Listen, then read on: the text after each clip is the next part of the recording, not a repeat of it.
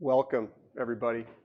Um, so happy to put this on for you all and have you here with me and my wife Tina. I'm Don Ramika. It's my wife Tina, and we're actually at our home. We're showcasing some customer studios today, but we chose to. It was my wife's idea to shoot this from our house.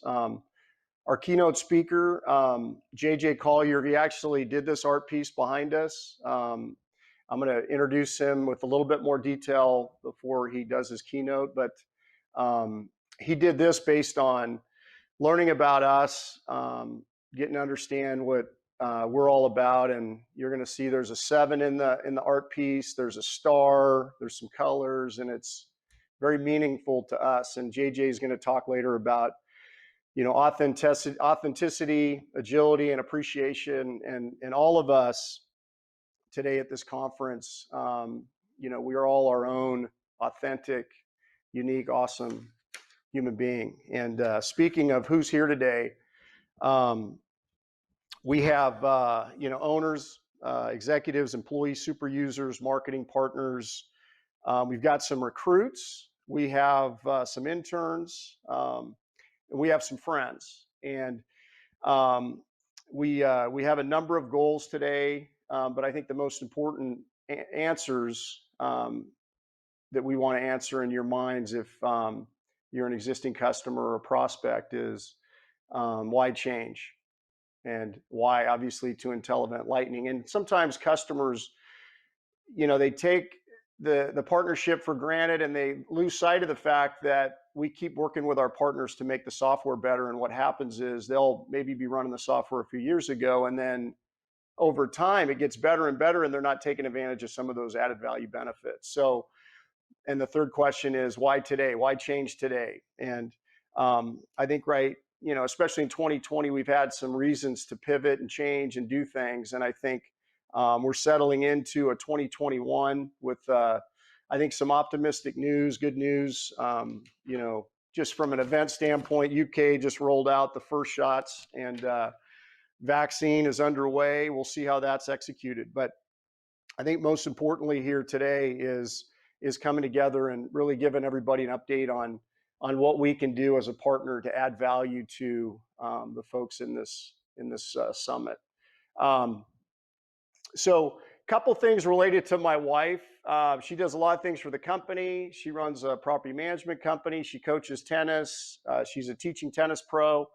And last year she joined the board of the Boys and Girls Club. And our goal was to use our conference to raise money for the local chapter of the Boys and Girls Club. We've got an NFL football here. The 50-50 raffle, people can still buy tickets. Our goal is to get 400 tickets sold at $50 per ticket to generate $10,000 for the Boys and Girls Club and $10,000 for the winner. And we have not sold all the tickets we need to sell. And I think what we did is we reached out to some of our partners, and we are extending this raffle to next Wednesday at 12 noon Pacific time to announce the winner. But we've also had some very, very good partners throw in some other winning opportunities. So once the 50-50 raffle tickets pulled, there are going to be some other things. There's some Dow wine has been donated. Free night stay at the Monterey Marriott has been donated. AV Franklin donated a $500 gift certificate. Carfax, special note to everybody, we have another brand called Master Repair, and Carfax has joined the meeting today, and Joanna from Carfax is donating a gift certificate. And we're going to try and accumulate a list of other winnings. Andrew Ayler is going to speak to some of the software promotions we're going to have. We're going to donate some IntelliTime, IntelliSign, and some subscriptions to folks that win. So we're excited about that. I know it delays it a week, but I don't want it to take away from the conference today. I don't want a bunch of people scrambling and buying tickets. We would appreciate it, but at the end of the day, the main goal today is to is to educate. And the list of attendees is we did a meeting in July, and it was more based on the kind of the WTF, like what the heck just happened to our world. And then September we did one where we had some panels of some of our customer leaders, Quest, Nationwide, Pacific Event Productions, Techniche Creative, AView, Sevco, and we just talked about ways to kind of stimulate our economies and generate revenue, and what's working for some people, what might help if we put our minds together. And to me, from being an owner of a software company, one of the most resonating lines came from Lee at Quest, and he said the best time to implement new software is during a pandemic. And it was a silver lining for his team. They switched from an old legacy system to our new state-of-the-art IntelliEvent Lightning platform. And we kind of took that thought, and then I got another text from a good customer in Rochester, New York, Eric Smith from CMI, and he sends me a picture of his team in training, and he says, "Who in the right mind goes live on new software during a pandemic?" And I sent a text back, and I just said, "Good leaders do." And I'd like to read off the names of all the customers, and I might have missed somebody, and if I missed somebody, please chat it or text one of our IntelliEvent team members, and we will announce you. But Quest, Sevco, AVT, and again, Sevco and AVT are hosting. Sevco in Denver's hosting JJ and their unbelievable studio in Denver. AVT is hosting 2 of our developers. It was going to be 4 of our developers in Santa Clara, but because of COVID, we had to knock it down to 2. Nick Melise and Dana Smith are going to be at AVT, but they went live on the software. CMI already said. Bespoke, Choose to Rent, Blueprint, Vincent, thank you for some of the contributions of thought. All you guys and everybody needs to be recognized for the thoughts they give us to make our software better. Not only make our software better, I almost feel like you've raised some of our developers. We have a very cohesive relationship with some of our developers. You're going to get to know even better today with the relationships with some of our customers. So I thank you now for doing that. But continuing on, JPI, Technical Alliance, Acme Corp, Slate Productions, TourTech, Showcore, Vinny's, Party Time Rentals, Mac Enthusiasts, Volt, Grand Events, ALSS, Awaken Event Center, and LiveX. And I know there's more, but at the end of the day, thank you for your leadership. Thank you for your partnership and moving forward on the platform. I think it'll change your lives. And as the volume increases, you're going to be that much more efficient when that happens. Couple things. We'd go 8 to 10 this morning, just so everybody knows. I'm going to send it over to JJ in a little bit after I introduce him in a little bit more detail. And then Andrew Ayler was supposed to be there. He had a COVID thing happen in Arizona, so he stayed home to be safe. And then JJ is going to send it to Arizona, give an overview of what's going on and some of the team members and some of our great partners.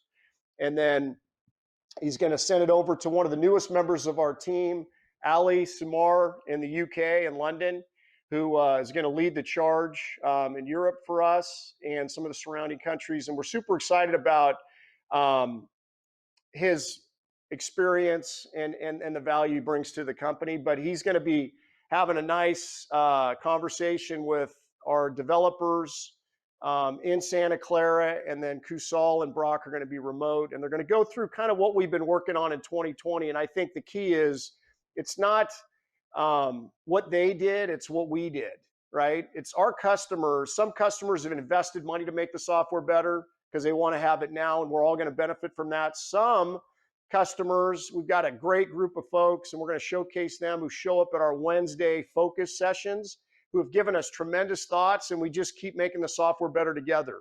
But at the end of the day, once the 8 to 10 section ends, then there's going to be breakouts where we get to showcase some of the great things we're doing, but also get to showcase some of our great talent from our training and implementation team. We're going to have Nick Bogan talking about labor management, Daniel Morell about logistics and ops, Caroline Hughes, inventory management. Little footnote about Nick Bogan. I know we can't see each other like we want to, but Nick Bogan got engaged over the weekend. Congratulations, Nick. Tommy Tenrero is going to be doing routing. Andy Bunyard is going to be doing reporting. Lauren Brock.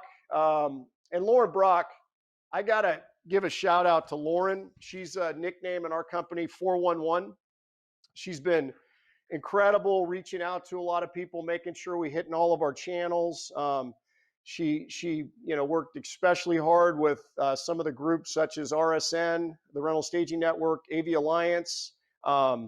She's kind of spearheading an opportunity that we're trying to do is put together a studio network so we could share more of that with others. So, for example, Carfax is on this call. Maybe it's easier for them to light up 10 studios throughout the world to push their message. We're planning on leveraging it for master repair as that product gets launched. But here's some facts about this meeting, and it's based on the people that are attending today. We've got 8 different countries represented. We got US, Canada, Mexico, Germany, Hungary, Turkey, United Kingdom, and Brazil. And then we've got 31 states. And we do take pride in our process of selling our software. We're very transparent. We sell the truth, the whole truth.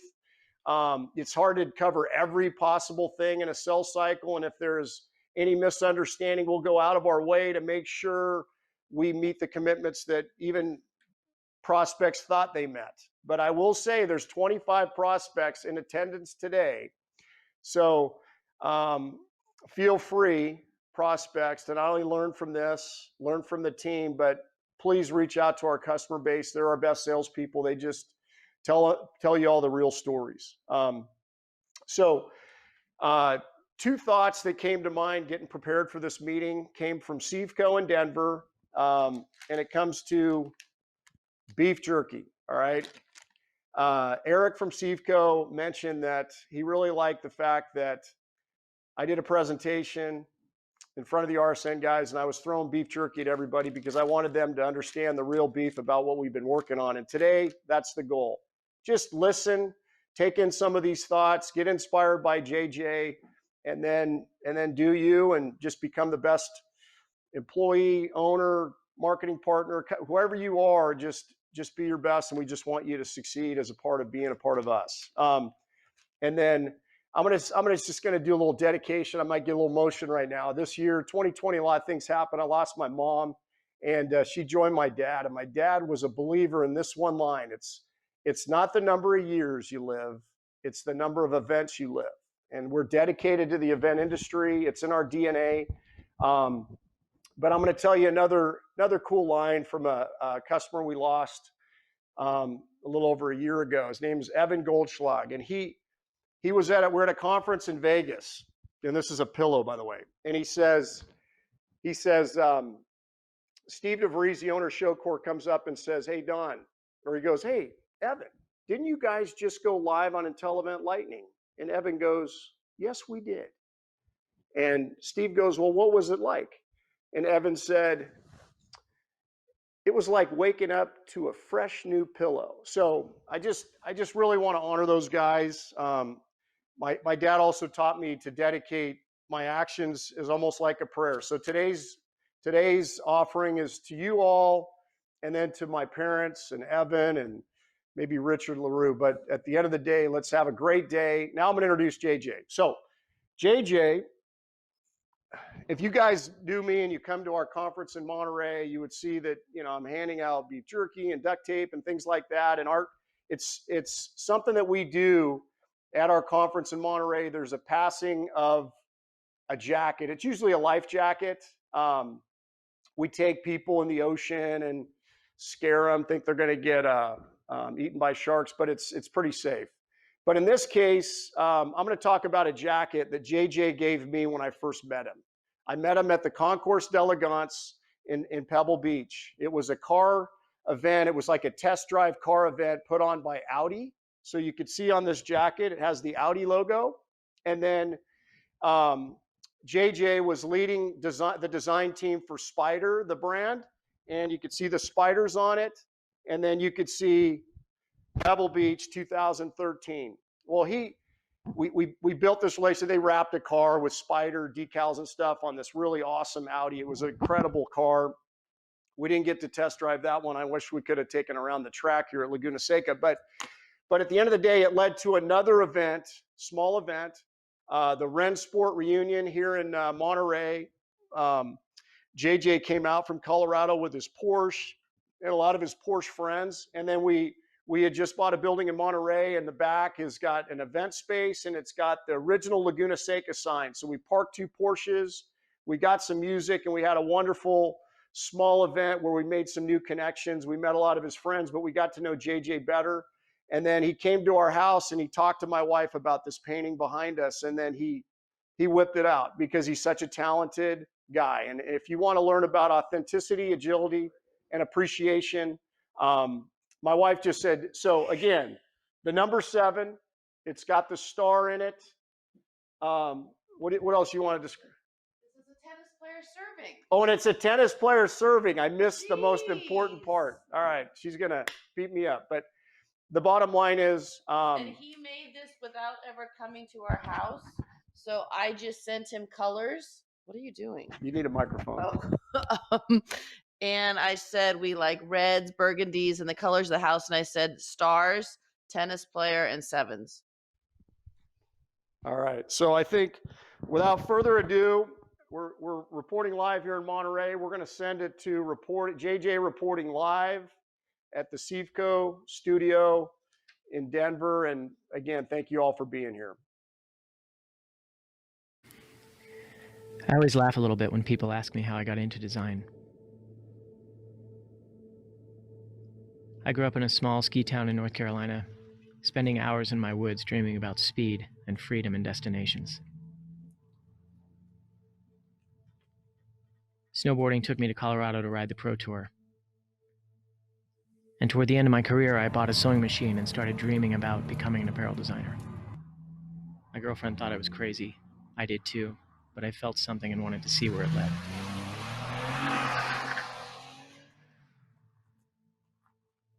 In the 15 years since, I've worked for Salomon in the French Alps, where we reinvented soft shell for ski wear. Then on to Ralph Lauren, where we put our own spin on ski, but more importantly started the collision of tech and fashion.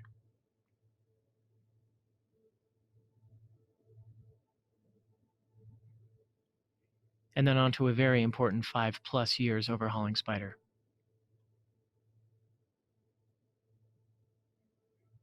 And I even married that awesome girl. The dream continues. I'm imagining great experiences, designing the clothing for them, and often living the story as I'd envisioned it.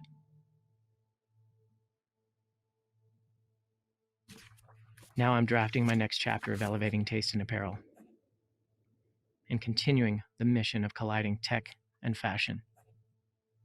I can't wait.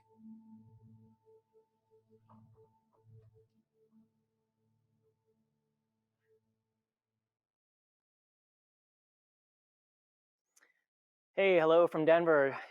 Don, it's funny, my face is sore from your intro, and so nice to see Tina there too, you guys.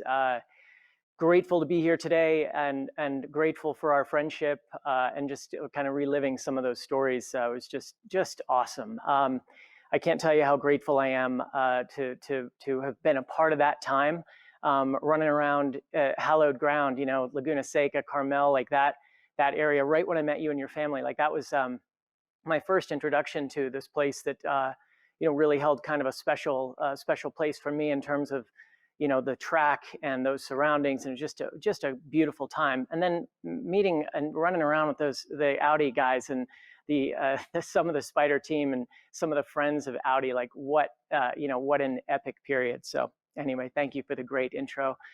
Just want to shout out to the Sevco guys here. This place is pretty incredible, and what an awesome venue to get to operate out of today. So Don had asked me to make a bit of an introduction and give some backstory, and I think a lot of it's really relevant to today. As Don mentioned, we're going to talk about authenticity and agility and appreciation as sort of like the 3 key platforms. But in preparing for this, you know, being a snowboarder, skateboarder, and sort of talking about our lives, the word transition came up For me, that means a half pipe. For a surfer, that's a wave, what have you. It's an important aspect of our lives. When we're action sports people trying to leave the ground, you need ramps. And this transition thing, though, it's pivotal today. I'll talk about it a little in my personal intro, but then as we go through the phases of the talk this morning, you'll kind of hear the word come up. So a bit of backstory, as the video stated, the video covered a lot, but small town North Carolina kid, really pretty modest upbringing, but this concept of like the daydreamer and kind of the origins of not only my creative approach, but just sort of life approach in general has a lot to do with that kind of like limitless lifestyle on the side of a hill, kind of running around woods and like having basically no fear aside from like a little kid's fear of running around in open woods, but it was seriously foundational to my sort of just whole approach to creativity and open-mindedness and all of these things that we'll get into today. So that was sort of the foundation point. You grow up a little bit and start to, have a broader awareness of what's going on in the world. And this is really key. Like this is when I started to find creative things starting to sort of take form and a taste level forming, even if I didn't know it at the time. But like, you're a 10-year-old kid, 12-year-old kid, and there's the odd like Vogue magazine laying around in my case, or a road and track. And you start to see these, things like Ralph Lauren ads and things that are, kind of aspirational and or very aspirational and in my case super inspiring. Like I was a sponge for this stuff. I fell for that stuff hook, line, and sinker. James Bond movies were no different. It was the same sort of thing. It's like, oh, that's skiing in Europe, or that's an Aston Martin, or that's these venues and these sort of ideas. They struck a chord deep with me and sort of started to form my taste level and my dreams. Seeing my first Porsche 911, in like a road and track or something at the local college library, like here again, small town stuff. It wasn't until years later that I actually saw a real, 911 roll through town, or actually got to walk around one that was parked.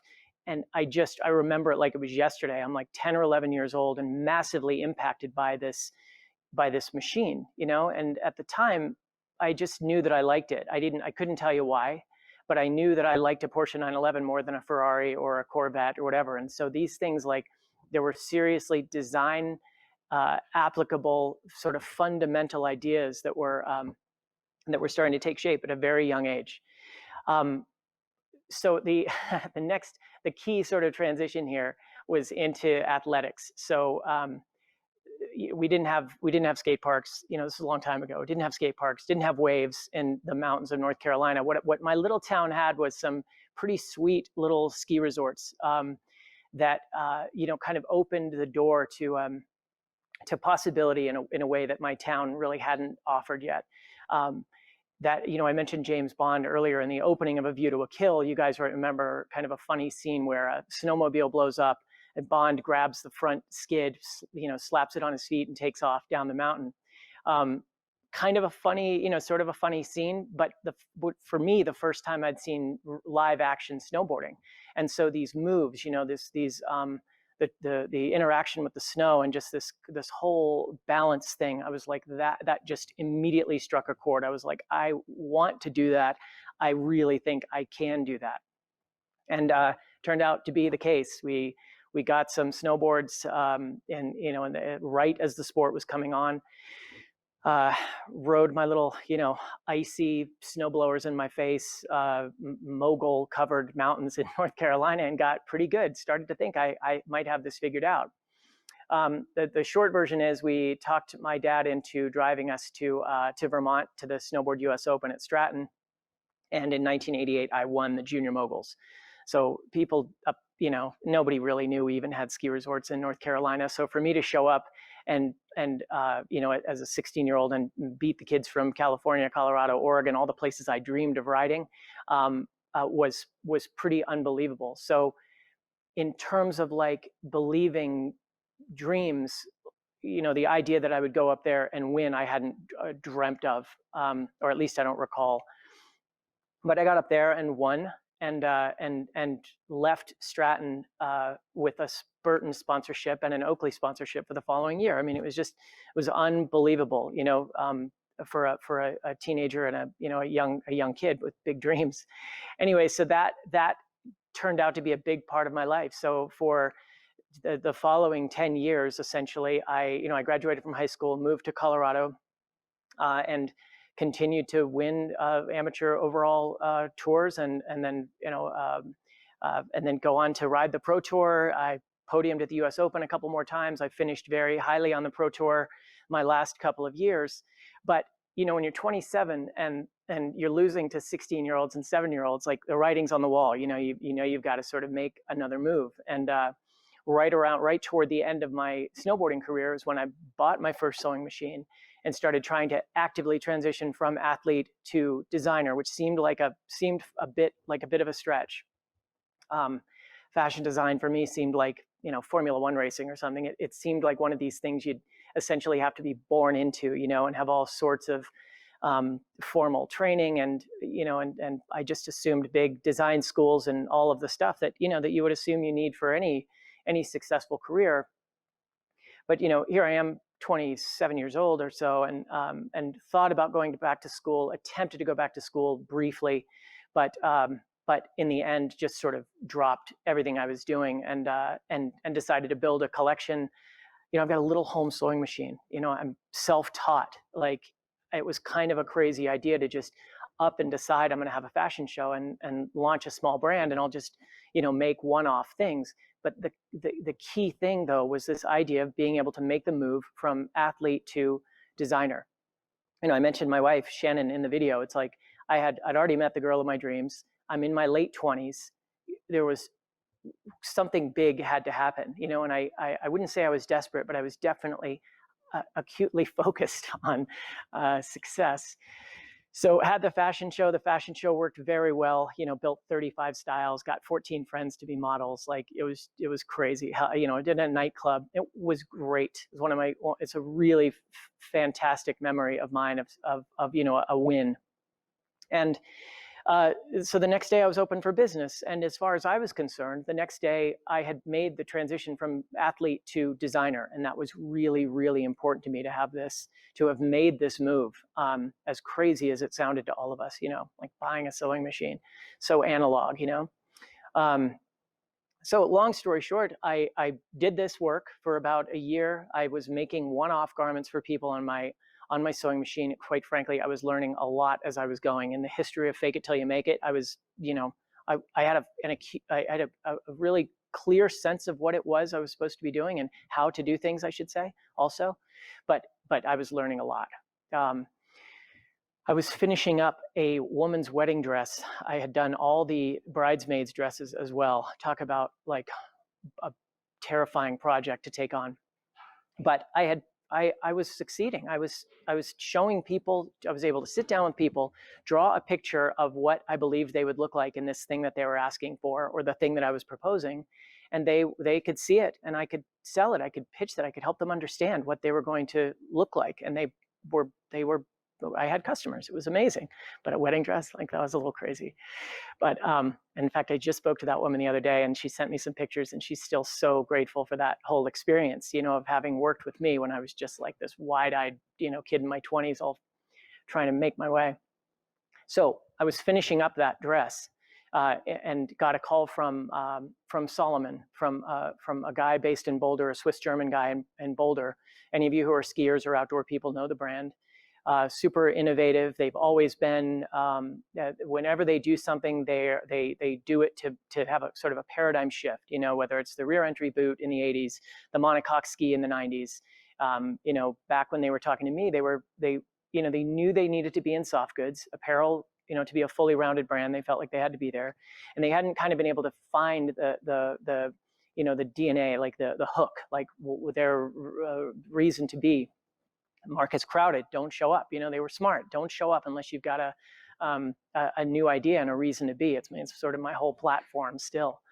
But so they wanted to. They had heard that I was a snowboarder with a point of view, and wanted to try to tap new thinking. So I had a great chat with him. I told him thanks anyway, and I was busy with my little fashion thing, and hung up the phone, and called Shannon, who famously now in our family said, why don't you call the guy? Why don't you call him back? Why don't you see if you can get this gig before you turn down an amazing opportunity? But this is how focused I was at the time. So to speed things up, I did go to Salomon. I did get the job. I did launch apparel for them as their first full-time designer, and had 5 amazing years with that brand in Boulder and in Europe, in Annecy, France, where headquarters is. So, plugging away, doing my thing, super grateful to Salomon. And the phone rings at my desk in France, and it's a recruiter from Ralph Lauren. Couldn't believe that they had found me, and the phone was ringing at my desk in France. Like, it just seemed a bit aggressive on their part, but amazing. Same sort of story. The RLX team, the technical wing, has seen what you guys are doing at Salomon. They see that you've got a point of view. We are trying to identify our own, stroke, and have not been able to do that. And so they started recruiting me. Held them off for as long as I could, but eventually, this was my all-time dream. I mean, I mentioned the Ralph Lauren ads. I mentioned fashion editorial. Ralph had always been someone I looked up to and just considered, like everyone, an icon. But for me, someone who more deeply had, informed dreams. Like, unquestionably, this was the man for me.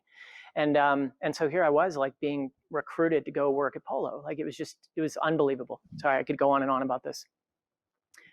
Left the Alps, moved to New York City, big, talk about a transition. Like, that was a big life transition. Career-wise, dream job. Lifestyle-wise, not working. Like, New York City was amazing. But doing it with a 2-year-old and a pregnant wife, and up and down stairs with a stroller to the subway is, that lacks for the dream job. It lacked some lifestyle stuff. So I had to make a plan, and was fortunate enough to get to operate for Ralph Lauren out of Boulder for many years, and get back to that state of authenticity. They hired me because I'm the real deal, and to not have have my roads and mountains, and to not be operating from a place of real world end user was challenging. So anyway, got to work out of Boulder with Ralph Lauren for many years. A great experience, and of course Ralph's every bit the genius you would imagine him to be. Around that time, after 5 or 6 years at Polo, the opportunity with Spyder came up. And this was in my backyard. It was a brand I'd ridden. I'd actually been sponsored by the brand for a few years. I knew the family. I couldn't afford this stuff growing up. Like, it was, Spyder was beautiful, best in class stuff, and had been for decades. But here again, brands go through, periods of ebb and flow. And this new leadership team had a requirement to fix the brand, sort of put it back on top, design and commerce. And so I was hired to lead that product team. First big org chart, huge job, and a period of just incredible growth for me, and these incredible opportunities, like Don mentioned, with coming out and being involved in these motoring events. Basically, we triangulated Spyder, Audi, and US Ski Team, and so the Audi people just became sort of instant friends, and they were just fabulous folks from that era. So we had a total blast. So that was an amazing time. This was also, speaking of Porsche and all of my dreams in that area. Like, this was when we connected with Patrick Dempsey and sponsored the Dempsey Proton racing team at Le Mans. And we were there in 2015 when those guys podiumed, and Porsche, key Porsche staff are like walking around in my work. This was a big deal.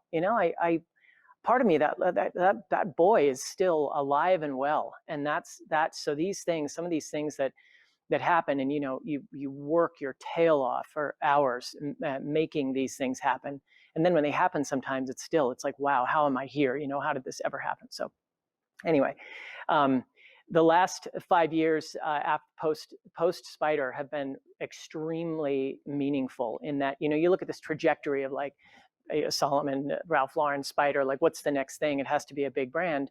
And in fact, at the end of that phase, I went small instead. you know, you could sort of see, and we'll talk about this, you could see what was happening in the world. A couple of titans had already fallen, you know, our like Sports Authority or what have you, like some of these big companies had already taken a hit, and you could kind of see what was going to happen. This was, you know, 5 or 6 years ago now, with direct consumer and with, you know, with sort of different approaches to how we, the apparel business, we were doing things. So anyway, we'll get into that in a minute. But I went small and wound up working with a company called Triple Aught Design in San Francisco that was all direct consumer, almost all made in USA, dropping weekly, you know, and a huge reselling sort of secondary market, super modern, even though a lot of that sounds a bit, you know, kind of a bit old fashioned. So anyway, to summarize on the opening here, the you know, the daydreamer, that's still every bit who I am. Like, and today I'm trying to, like, you know, just keep charging into new ideas and new ways of doing things. And so we'll talk about kind of what some of those moves are. So getting into the authenticity piece, this is key. You know, a lot of what I've referenced here, it was, you know, kind of imaginary stuff. You know, it was fashion editorial and, you know, James Bond movies and stuff like that. It's like, it's kind of almost amusing, you know. But deep down, like I wanted these, I needed these experiences to be authentic. I didn't want to, you know, dress up like I was doing something, you know, anymore. I'd done that a bunch as a little kid, but, like, you know, as an adult, it's like, no, I want to have those experiences. I don't want to just look the part, you know. I don't want to be a poser. I want to have those capabilities. And so this whole idea of authenticity has, like, been absolutely paramount to my whole approach. You know, this was key. In terms of, like, my work, like that shared authenticity thing translated professionally. Like, you know, when I was first hired at Salomon, okay, I'm an ex-pro snowboarder. When I'm coming to Polo, I was coming from Salomon, you know, which was really an established technical soft goods brand. So sharing that authenticity and bringing my specific toolbox to brands has been key in terms of my hands-on, like, designing product career. But now, if we look further forward, even this idea of authenticity doesn't just apply to me. It has to trickle down from me. It has to, the whole brand has to have this authenticity and be real, like really real in terms of the messaging. And that's how the modern brands have to operate. You know, it might have been enough back in the day to have a strong brand and or a strong aesthetic, you know, especially in fashion, to be like, okay, this is who we are. If you like this look, come with us, you know, or this is maybe a lifestyle that we aspire to. If you like this lifestyle, come, you know, let's do this. Now it really, product isn't enough, and an aesthetic just isn't enough anymore. So what I'm trying to convey to brands more now as a strategist and through the design work is this concept of being real. And as funny as that sounds, it's like, you have to be real. Like, in the direct consumer world, there has to be kind of another human on the end of the line, you know. And when we talk about social media or what have you, you know, being an active member of that community is key. And that's one way to be real today, and one way to be more transparent, and one way to sort of, you know, more actively energize your, you know, your consumer base and build it as well. So that's the main thing on authenticity. I guess the closing comment there is just the idea of constant improvement. You know, as I know that's a pretty common term, but, like, that's a real thing. If we've learned anything in the last you know, couple of years, and maybe more specifically in the last few months, it's that you know, eyes up, like, constant improvement. We can't rest at any time. So that takes us up into the next phase here on agility. So this one seems pretty obvious for a snowboarder to be standing here talking to you about agility, but it's like, it's really applicable. It's applicable certainly on snow, in the car. If you think about a spirited mountain drive or a track day, it's like things are coming up fast, you know. And when you think about a high spot in the track where the car is going to get light, and you might have a traction issue, or snowboarding, if there's a depression in the hillside and there's sun on that snow, you're probably going to be able to really lay it in right there and be super confident about edge grip and all that, and defying gravity. So this idea of preparation, agility, and anticipation for what might happen is absolutely key. It's key. It's key on the hill. It's key on the road. It's key in business. And I think that's the lesson we've all learned recently.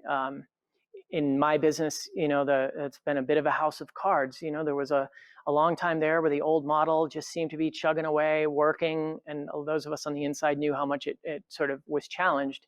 But if COVID has done anything, it's just revealed, very unfortunately for a number of companies, how sort of maybe unstable the foundation was. And like, one minute you're fine and everything is going well, and then as soon as there was any disruption to like your model or your business or your cash flow, boom, things are upside down. And it's been sad, and it's been really kind of scary, and unfortunately some really meaningful retailers and brands have taken an extremely hard hit during this time.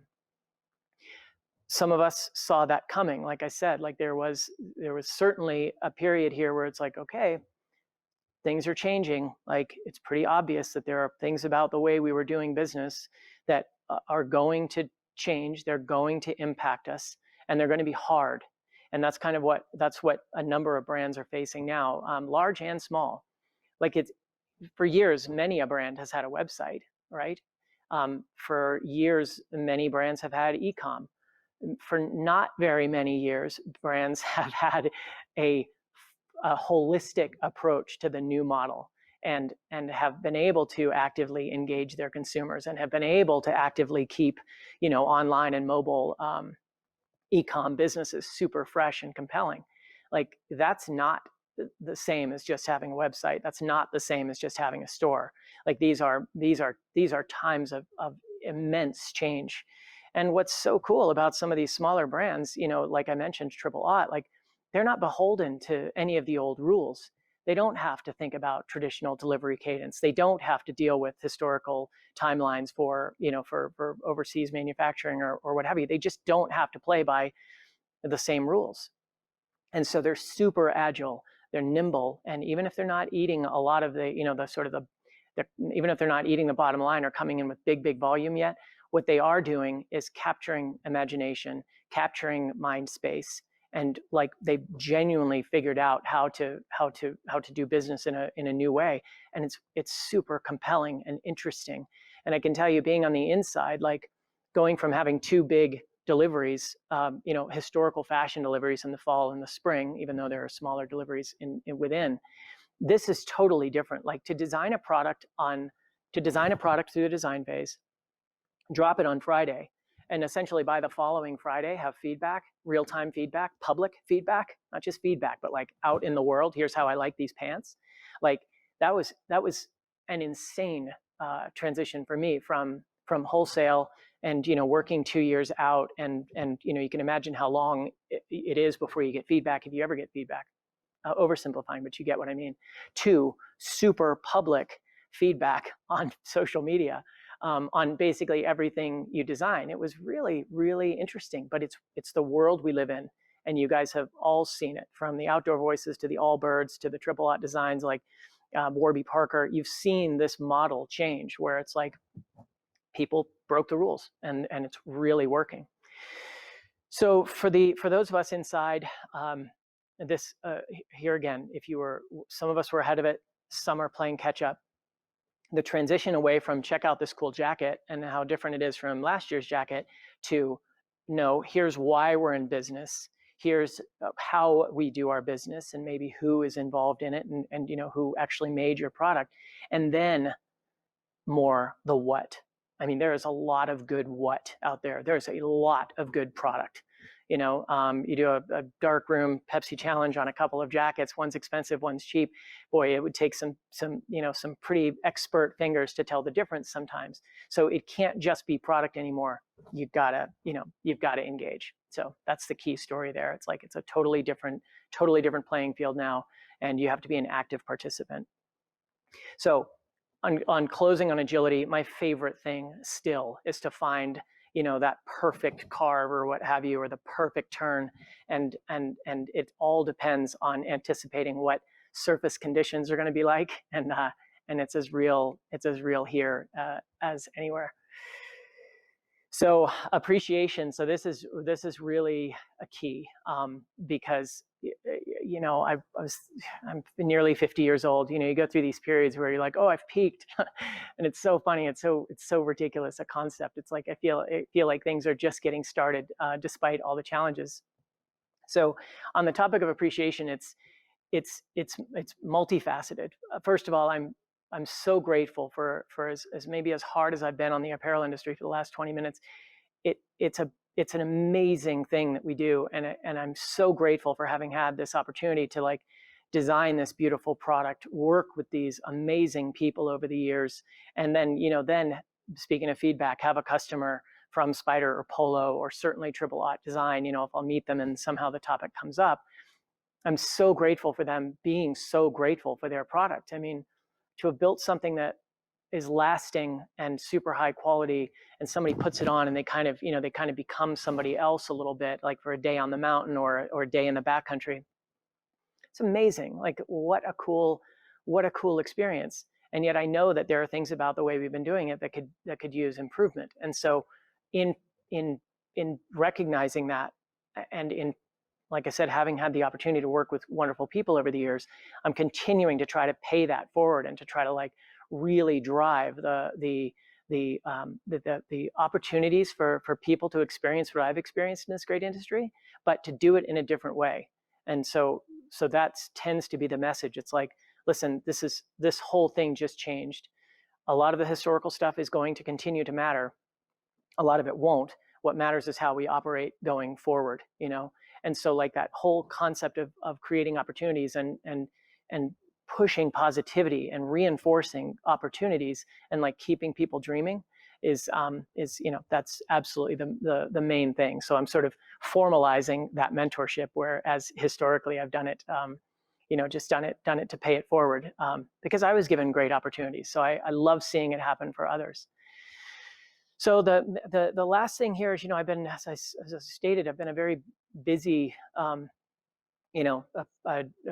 designer over the last couple of decades, and so the concept of keeping the dream alive and like having my own brand and like making that pure statement has not really happened. I'm grateful, but I've just been so busy that I haven't really been able to drop everything and just sort of launch my own brand.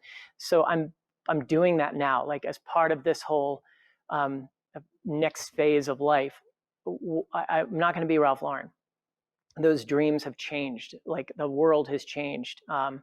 Everything I sort of wanted from my life, I have. So like this sort of idea of wanting to be a certain person or have a certain level of fame or persona has faded.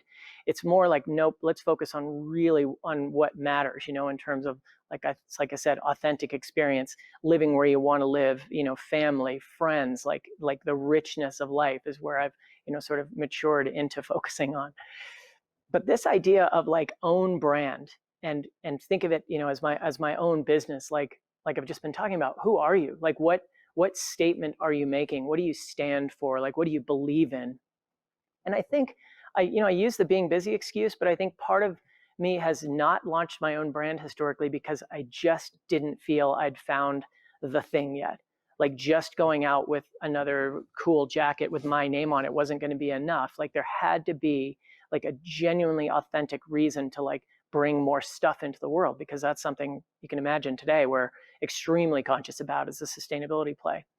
So my own brand may take a different form. In fact, I see the form that it's taking, and it is, instead of it trying to be a big name designer, I'm using it more like as a statement of purity, like a statement of possibility, and showing the aspiring designers and myself in some way how much possibility there is in doing things in an absolutely new way, from material to pattern work to construction, how the things put together, and then ultimately having all of these things lead to a new aesthetic and hopefully an aesthetic that can be, mine in some way, to come back to sort of the dream. So anyway, that's it. The dream continues. I genuinely believe and hope that like my message to the people that I work with is meaningful, and I hope it's been meaningful for all of you today. And again, so grateful to have been here, and thank you very much. I'm going to pass the torch to Andrew. Thanks, JJ. That was very, very inspirational, and you've got a great story. I think there's a lot there that we can all pull from. I think for us today, we have a lot of goals when we do these, and it's funny. I was kind of taking some chicken scratch notes of what JJ was talking about, and a couple key points. Obviously, he talked about being authentic, having agility, and an appreciation. And I feel like that's kind of the goal of this thing. We want to be authentic. We want to kind of be transparent, if you will, and let our customers, prospects, friends, family, everyone know what we got going on, what we're doing, and see how we can use our agility. And today, one of our big goals when we talk about agility is talking about development. And one of the goals of this session is to review all of the 2020 kind of big ticket items that we developed and enhanced over the year, to really make sure our customers aren't missing anything, number one, and the prospects out in the world know what we've been doing. And those things that we develop really are designed to add agility to your businesses. To really enhance those different areas. And then that last one on appreciation, you heard Don talk about appreciating certain partners, and I'm going to be talking a little bit about that. And even our wonderful development team is going to talk about an appreciation as well, because everyone on the other end of this Zoom, or if you're calling in or whatever, we really couldn't do this without you guys. We have an immense appreciation for our customers, and all of our partners who have kind of helped us through the way here. And the first thing I want to kind of talk about as I get into the goals is exactly that. I want to thank a handful of folks right out of the gate. One, you just saw the Seedco Studios. I'm very, very disappointed that I couldn't come. I unfortunately have been in very close contact with somebody who had got COVID, and I feel great. I did the test. I'm negative. At the same time, we wanted to be responsible, and so I missed the opportunity to see that wonderful studio. But as you can see, they're bringing live events to life through a virtual environment. And that's pretty cool, in my opinion, from the ability to quickly transition to those type of things, is pretty special. Another company that's helping us with this platform today, you'll also see their studio, is AVT Productions. They have been a huge help to us using this platform we're using today and their technology. We're a software tech company, but we're not real good at these Zoom things. If any of you guys have been on some of our sessions, so these companies have really helped us hone in and try to get this thing a little smoother. And then lastly, I want to thank Nationwide. They're a continued great partner and helping our efforts to expand the market. Now, I want to quickly introduce a few members of our development team. Like I said, one of the big goals today is to review some high-level development items that we have done throughout the year, and show some appreciation towards the folks who helped us get us there. But these guys are truly the ones that make it come to life. They're a handful of team members that are very interactive with customers, but they're in there kind of grinding, if you will. Dana Smith is one of our senior developers, been with us a long time. Some of you have seen him on different calls. I'm sure you've worked with him, but he's a phenomenal developer. Nick Melise is kind of our operations developer. He really helps us keep things clean and tidy while also doing a lot of heavy lifting projects. As are with all our developers, you've probably seen some of them at some point, including Nick Melise. Kusal Yapa, he's another ops developer, but he's also a sales engineer. He's probably the face that you guys out in the world have seen the most. He, of all of our team members, is probably impacted by COVID the most, because one of his favorite things to do is be live in your building. And he hasn't been able to do that much in 2020. So he's looking forward to getting back and seeing your operations and how we can better develop for you.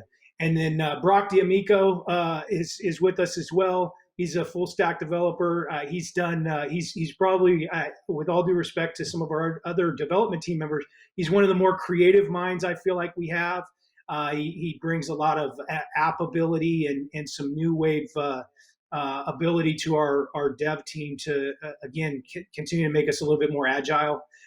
So we're excited about them. And also on the screen here is Ali Sumar, who's our director of global development, which we're going to talk about Ali here in just a little bit. Before we pass it over to Ali and the dev team, I want to talk a little bit about the platform itself, more in a conceptual environment. I think one of the things Don mentioned on the very front end was kind of taking advantage of some of the aspects of the software that you might not be. In my experience, when you buy software and you start the partnership, you have these intentions we're going to use every single aspect of the software and it's going to be great. And then what happens is you start to plug the most important holes in the business first. And sometimes you forget about those other things that you were excited about during the presentation process or when you were moving forward. So we want to kind of highlight some things to make sure that you know everything we have going on. The other thing that I feel like happens is we do develop in a pretty rapid environment. So sometimes we make some cool things that you might not realize are there. And we're trying to do things like this to better promote them. But let's really hone in and take advantage. I encourage you guys, if you see something here that you're not using and you want to dig into more, by all means, talk to us about that. In the breakout sessions, we have 7 breakout sessions led by our wonderful staff. If you Sparkly Caroline and Lauren and Jacob and Daniel, Nick Bogan, Tommy, all those guys are prepared to give you a lot of detail. One thing we learned from our previous sessions, we got feedback from folks that felt like they didn't have enough time to ask questions. So what we're doing in our breakouts this time is we're going to give a little review, probably 20 to 30 minute overview of each of these different areas, depending on the breakout session you choose. And then we're going to open it up for Q&A. So you can really dive in, and I really encourage you to ask as many questions as you can about the specific topics. A lot of times what happens if you maybe are nervous to ask a question, that question could be really powerful for somebody else too. That or from a networking standpoint, there might be somebody else using the system in a certain way that's in that group that you could learn from. So I really encourage that to just open up and ask questions while you're in there. So quickly highlighting some of these things. We now have a website lead integration tool where and you're going to learn a little bit about this from the dev team, but I'm going to give you a general overview. From your website, your customer can go in, put in their information. That information will come into an opportunity in Lightning automatically. So your web team can use some of our API endpoints to create that. We've got very quick, easy quoting capabilities, drag and drop functionality. That's great. Another thing a lot of folks don't realize is you can put images on any quote or pull sheets, a number of different template options there. Of course, we've got full-time inventory control with different options to make the inventory control down to the minute, on the day, and a number of different system options there. We give you invoicing capability and full AR. Also, of course, receipt of payments. Now, we also have a relatively new tool we're calling IntelliSign. It's our e-signature platform that we wrote in an effort to give folks an option that's a little bit more scalable than some of the Adobe DocuSigns that can be a little bit more expensive. Now, if you go back to the beginning when Don mentioned that I was going to talk about the 50/50 raffle briefly, IntelliSign is one thing that we're going to draw out of the hat after the big 50/50 drawing, and we are going to offer a 10-user, 12-month subscription for that at no cost for one of the winners. So pretty big prize. So I certainly encourage you to put your 50/50 raffle in. Hopefully you do it for the Boys and Girls Club, but there is that added benefit that you might win something, which is always cool. Moving along here, we've got some new Gantt views that I personally am really excited about. So along with some of our other calendar views, again, we're gonna touch on that later. We do offer full CRM and opportunity tracking. A lot of times I feel like our CRM gets blended in with our job process, so it can get overlooked. But you can track calls, track emails, track your communication with your clients really well. There's a growing number of reports to help with the analytics on a CRM side as well. So I encourage you to dive into that. We can do dashboards by the individual user, which you can set up in the system as well.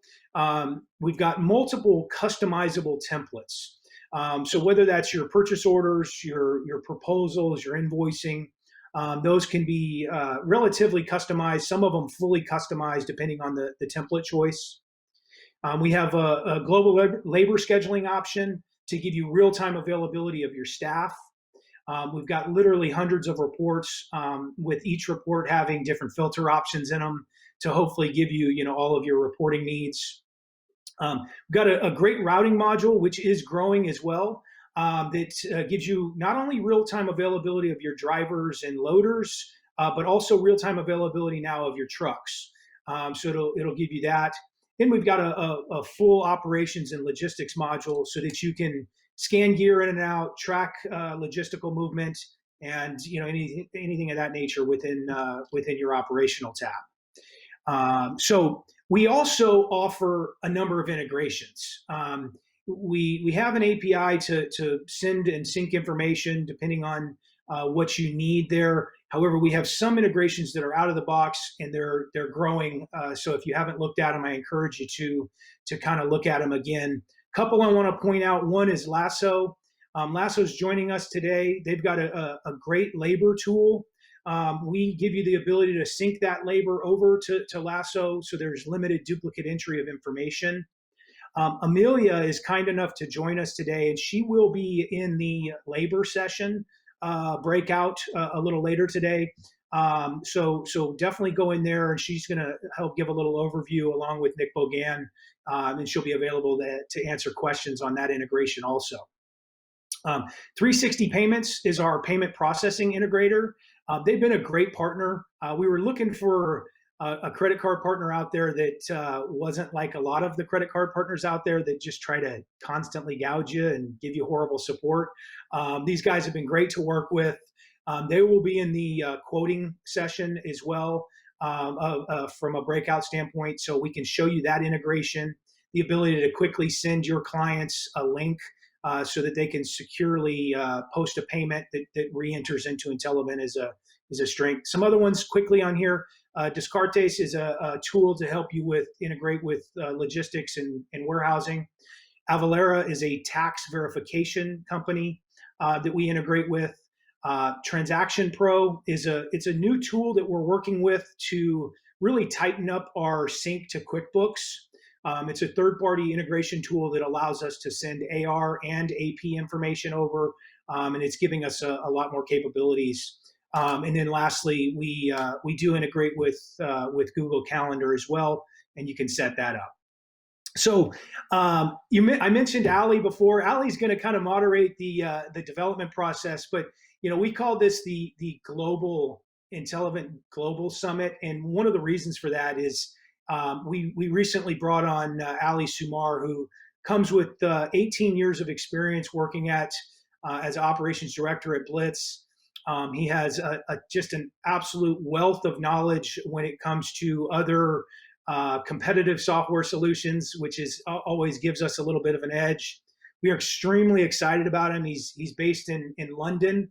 At the beginning of this year, we really had some big eyes to expand our global brand, and COVID hit and slowed that down. And then, like many things this year, you find a blessing in disguise, if you will. And Ali is absolutely that blessing for us when it comes to global expansion. And for those of you who might not be in the UK or some of these other areas, it's also going to expand our ability to support our customers on more of a 24-hour basis. So it really does impact our entire customer base. And we're super excited to have Ali with us here. I'm going to hand it over to Ali in just 1 second, and I want to show just a couple more quick things. One, I want to thank some development partners that we have. We are by no means a custom development shop. However, we uniquely offer custom development for our out-of-the-box, very niche market solution. And we try to do that in a format that is more of a one-to-many environment. Now, we do have select partners, like you see on screen, that we're very happy that they've helped us invest in the product, which has in turn helped everybody else. Because there are things that are created to make the product better. And each of these partners here, Vincent, Prestige, New York Tent, Nationwide, Quest Events, Show Distribution, Web, Stage Vision, JPI, have all created things in the software that give us agility and they make your business more profitable. So I got to give a huge thank you to those guys. If you ever want to talk about custom development, I know myself and Don are always open ears, and as is Tommy and some of our other project managers, to hear what your ideas are, and even put together a scope of work to see what it would take to get it done. So, but we really thank you for all of your help. Then lastly, you may or may not have heard about, we have started at the beginning of this horrible pandemic, we started doing what we call open discussions with development. And we have had 25 weeks of them, and it blows my mind that it's been 25 weeks already. But we started doing these sessions where we pick a topic in the software, may say logistics or IntelliSign or availability calendar. And then we invite our customers and prospects in some cases to come to these open sessions to collaborate with our developers to learn, for us to learn what we need to create in the system. And we've been able to create a ton of new features. We've even changed some of how we do our development sprints to add time from these open discussions. We do these at no charge. It's something that I think, using that word authentic, I think it makes us very authentic. I don't know of any other software company I've studied that does this. And we threw some names on there. Very proud of a handful of folks on there. Sarah and Brian, Sarah from Quest, Brian from IMIG, they have literally been to 20 of these sessions, which is awesome. Thank you both. Thank you all for coming to these. You may also, I got to throw a big shout out to the Mountainscape team, because those guys, they always send 2 or 3 folks. I know they got a bunch of people here today. You guys are all great partners. If I didn't mention you, I apologize, but we sincerely appreciate the feedback, the honest feedback, and the help that we get from you guys. So I am going to now officially shut up, which you guys are always looking forward to hearing on these open discussions. And I'm going to pass it over to Ali and our wonderful development team to review some of those development highlights. So thank you guys. Good luck, Ali. Thank you, Andrew. Really appreciate it. I can't remember the last time I was called the blessing, but it's been great joining the team over the last couple of months. The welcome has been fantastic, and a special thanks to Don and yourself for making me feel so at home, and Lauren especially. But the entire team has been absolutely fantastic. So I'm really excited to be chairing this 2020 Development Highlight segment today. I hope you all find it beneficial, existing users and prospects alike. This is by no means an exhaustive list of all the developments that we've accomplished during 2020, but a handful that we felt were really pertinent to show you today. So let's get started.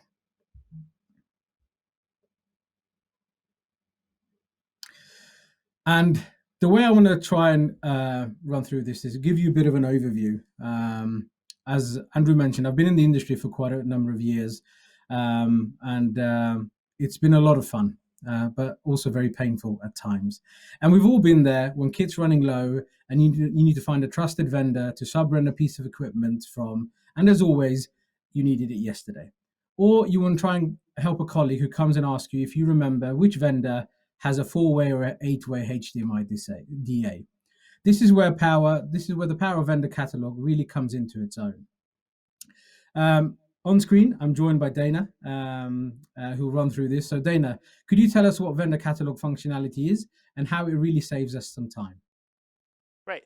Yeah, so the vendor catalog, like you were saying, is a way to take your existing vendors in IntelliEvent and take your products that you already have in Lightning and basically combine those two things so that you can compile a list of what vendors supply what products.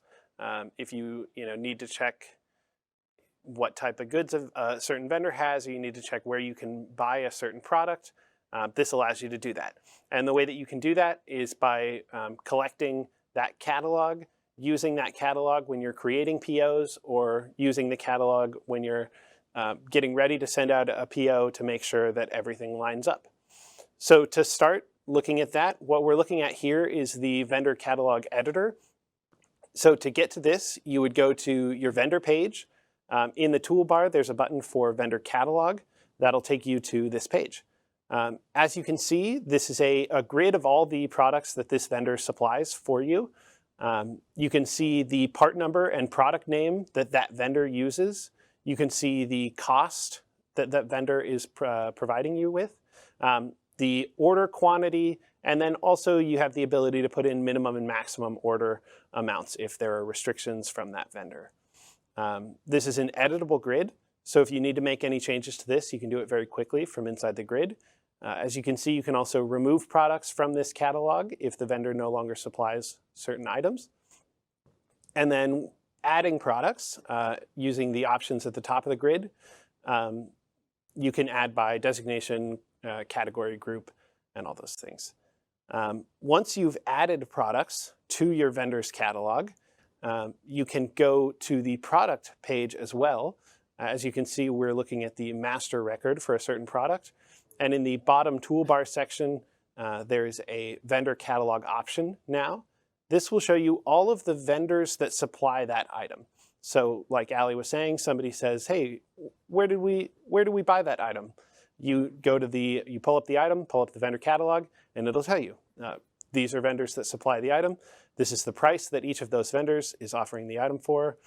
If there's any minimum or maximum order quantities that have to be involved in your decision-making process, you can see all that from here. Additionally, you can edit the fields from here. So let's say you get a name change for that product from the vendor. You can go in here, double-click into that field, and edit the product name or the part number. So once you've done that, once you've compiled your catalog for your products and your vendors, you can begin adding products to the PO using that catalog. So in the select product option at the bottom of a PO, you'll notice that the search field now has an option for vendor catalog. So if you've selected vendor catalog, you have the option to filter by product name or part number in that text field and hit search, and it will show you all of the matching products that that vendor supplies. It'll show you the part number and product name that that vendor uses, the order quantity, the pricing, minimum and maximum, all the information that you've added on the vendor catalog.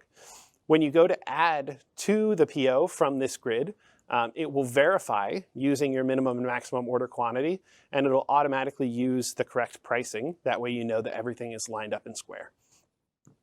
But let's say you've made some changes to the catalog and you want to make some confirmation. Once you've added those items to the PO, in the product grid on the PO section, there will be a button that says Adjust from Vendor Catalog. What that'll do is pop up a grid just like this, and it'll show you, here's your current part number, here's what the vendor's expecting. Here's your current product name, this is what the vendor's expecting. Here's your current price, this is what the vendor is expecting. And as you can see, both of these products have a price that's wrong. The PO has a price of 0, whereas the vendor is expecting 325 or 160. So all you would do is check those rows and then hit Adjust automatically, and it would correct your product name, correct your part number, correct your pricing. So it'll fix up the PO for you to make sure that everything is in line and that you'll be sending it out exactly the way your vendor expects it. Great. Thanks, Dana. When we look at the compare tool, does it work across products added from the job as well, or only for products added via the vendor catalog search? Right, good question. So as long as the products on the PO are in the vendor catalog for the vendor that you're using, the compare tool will work. So products that are added from the vendor catalog select, products that are added by a designation select, products that are added from the job page to the PO, you'll be able to use that comparison tool to make sure that no matter what, the names match, the prices match, all that stuff. Fantastic. I'm sure, as everyone was listening can agree, it's been a great functionality, and I'm sure will add a lot of benefit to the flow that we can now offer. Also, what I wanted to mention here at the summit with all of you today is that I've decided to share a bit of a confession. I'm no longer will I be ashamed. I know amongst friends, but I'm a very proud data hoarder through and through. There, I said it, and I feel much better for it. And the reason for it is that I genuinely believe that data is king these days. It helps us make the right decisions at the right time. Now, Dana, I know that our next topic has been really well received, and as we continue to build on the functionality, will become a staple in everyone's workflow. The newly published Gantt report enables users to clearly see bits of information that they need to see. Dana, could you run us through the Gantt report, please? Right. So like you were saying, the Gantt report, what we're going to be showing today is one specific example of the Gantt report. But what we're really trying to highlight here is that this is an entirely new style of reporting for us. And it's something that we're going to be expanding as time goes on. Right now, what we have in the system in the newest build that released a couple weeks ago, we have a product usage version of this Gantt, and we have a labor usage as well. We're going to be adding in the short term here a modification to the weekly agenda that will have the enhanced Gantt functionality. We're adding a routing report, and we're going to be adding a good deal number of these in the future. And so to take a look at an example, this is an example of our usage Gantt view. So what this shows you is product usage over time. And you can see the report is kind of broken into two distinct types here. So on the left-hand side, your warehouse order, description, quantity, type, you can think of those in the same way that you do frozen columns in Excel, where those are your fixed data. And then on the right-hand side, you have your days. And we can see the days are generated automatically based on our search filters. So November 18th to December 8th, that'll automatically calculate and expand that date field. So if you search for less days, that side will be smaller. If you search for more, it'll add more.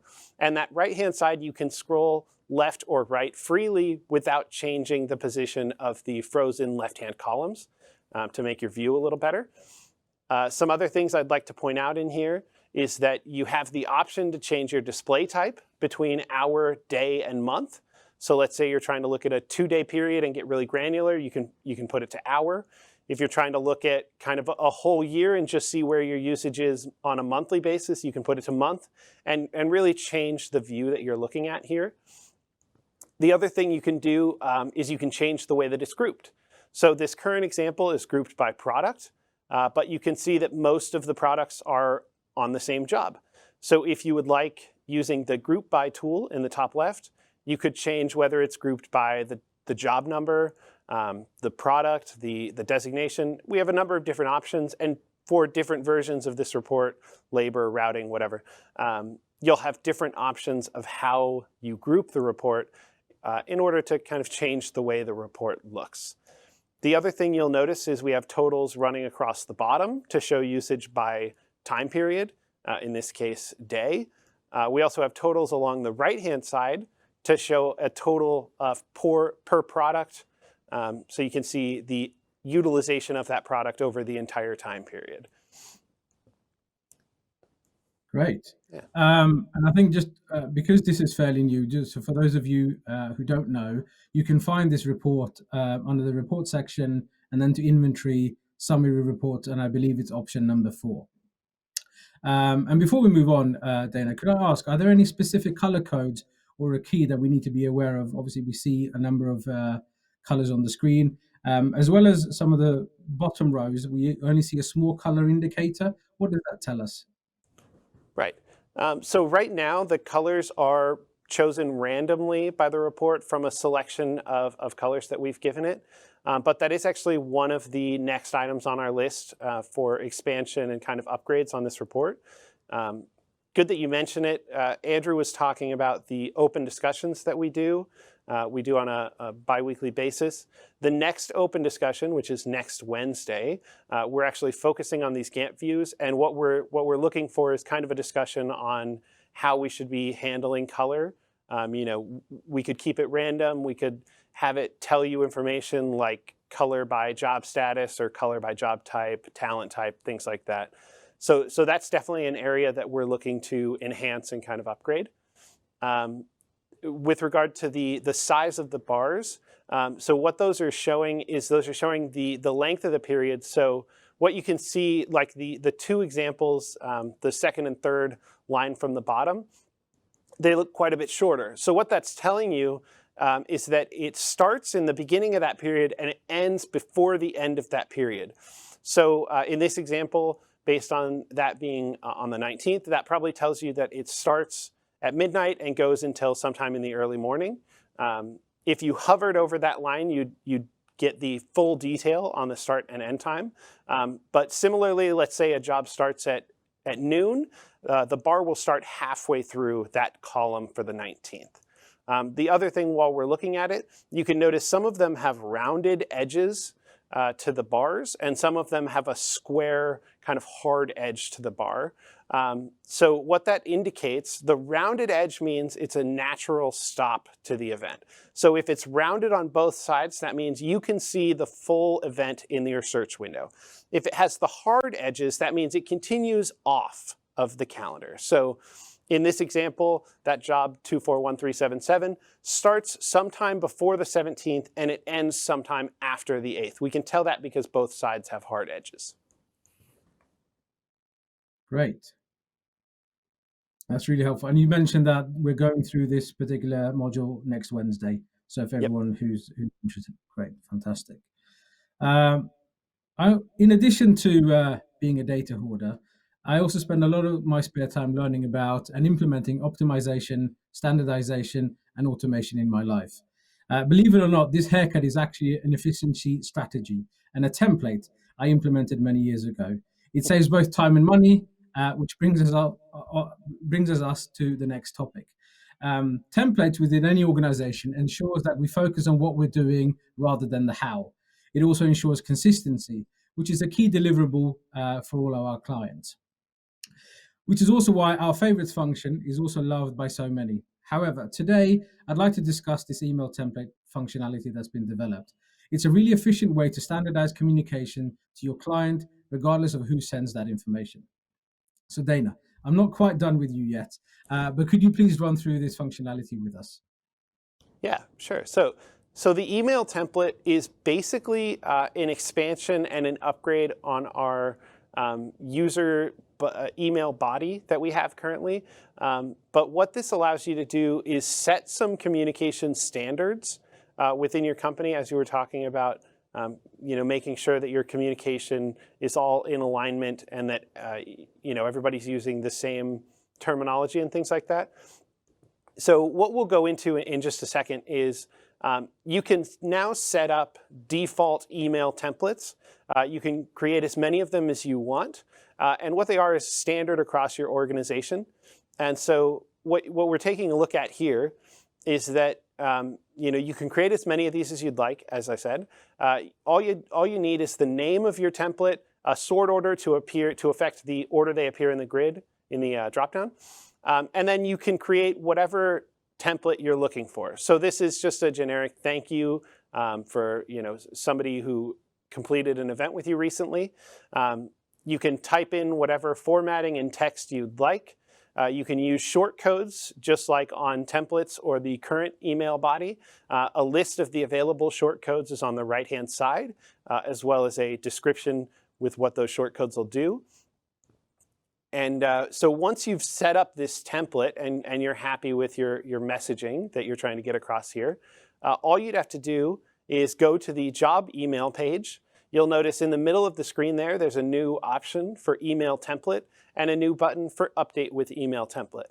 So what this does is it stacks on top of the existing email body that you have. So that email body is kind of, think of it like a signature for the user now. And what you can do is drop your email template on top of that email body. So in the example here, you saw that the first line of the email template was a short code for job name. So it pulled in automatically the job name for this job that we're sending the email from. And then it also pulled in our default messaging for this template. If you wanted to have a different template and you wanted to switch to that, you could select a different option from that dropdown, hit update with email template, and it would fill in that top part of the email again. It'll automatically fill in all your short codes, so it'll give you a little time to preview, see if your messaging is looking right. If you need to make any corrections or want to make any on-the-fly adjustments, you can still do that freely. And then also, if you'd like to take out the email template, in that dropdown there is an option for no template. And hitting the update button again will remove that, so you can write an entirely custom message. Fantastic. So 2 questions to wrap it up as it came along. How do the individual signature option work, and how do we set that? And in addition, when using the email template functionality, are we losing any of the other great options, such as adding attachments or embedding pictures? Right. So the email body that we have right now is the per person email body. And to do that, you would go to your user profile. Anybody with login to the system can go to their own user profile through the user button top right of the screen. When you're in your user profile, you'll have an option in the toolbar to set a default email body. Think of that, like I said, think of that like a signature in an email. You can put whatever you'd like in there. Like you said, pictures can be used, and it'll keep whatever formatting you have. And that will combine with these email templates. So that bottom part that says Dana Smith, IntelliEvent Event Services, that's my personal email signature, and that'll come in automatically stacked right under the sales template, email template. And then as far as attachments and pictures and things, you can put whatever pictures you would like into your email templates or your email signatures. And this is still utilizing the full email page on the job. So you can still send your documents, your attachments, you can send to the job client's contacts, all that stuff. You can send with a Payment 360 link. You can send with all of the existing functionality on the job, but now with this added email template functionality. Great. So we retain everything that we've previously come to love, essentially. Yep. Fantastic. I'm sure this has been super useful to all our existing customers, as well as our potential customers who are here today. So yeah, great. Thank you very much, Dana. As I mentioned, I'm a big fan of data, and data comes in various shapes and sizes. One of the key metrics that we in the industry aren't always super hot on is customer feedback, the good kind. We all know clients are never shy expressing when things haven't always gone to plan, and I've had some personal experience with this, and I want to share just a quick story with you guys. I remember in my early days as a young and budding project manager, I was responsible for a large televised charity event here in London called Children in Need. Everything was completed and loaded onto the truck, and I stood there proud, knowing that my part was completed and the loading crew were going to take care of it. It was an overnight load, so the truck left afternoon at the office, ready for a 5 a.m. Load-in. And I'd spoken to the driver just before I went to bed, and he was parked up 15 minutes away from the venue in a safe location. The morning didn't go as planned. I got a phone call from the project manager asking where the truck was. So I called the truck, the driver, and asked him, "Where are you?" And he said, "I'm right outside by the gate." So I called the project manager back, said, "Why don't you have a look by the gate? Because he's right there waiting for you. I'm sure everything will be fine." 5-10 minutes later, I'm sure they're trying to get a hold of each other and see what's happening. I get a phone call saying he's definitely not here. So I called the driver again and asked him, "What can you see so that I can tell the project manager to come by, maybe a sign?" And he told me that, "Yeah, I can see here, it says BBC Studios Liverpool." And I said, "Yeah, well, that's right." So I called up the project manager, said, "He's standing by the main sign that says BBC Studios Liverpool." And there was a bit of a deathly silence. And the project manager told me the job is actually happening at BBC Studios London.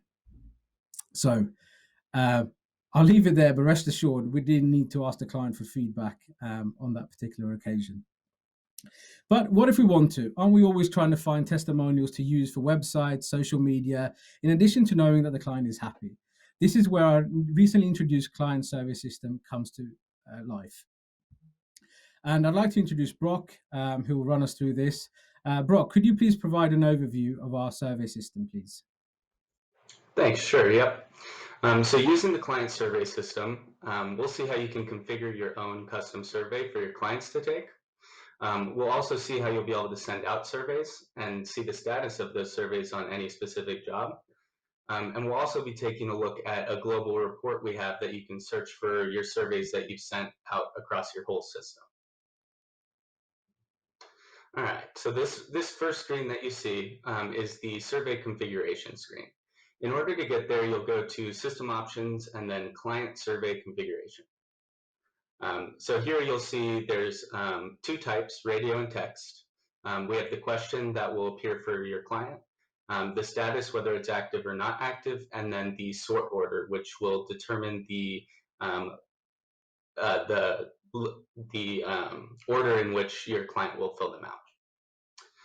So as I was saying, there's currently two types of fields. You can either use radio or text. The radio field is going to be a 1 to 5 radio button field, and that will allow them to select either 1 through 5. And then the text field is a free text field which they can fill out and answer any question that you put there. So now you'll see by going to any job and clicking on the email button in the toolbar, you'll be sent to this page.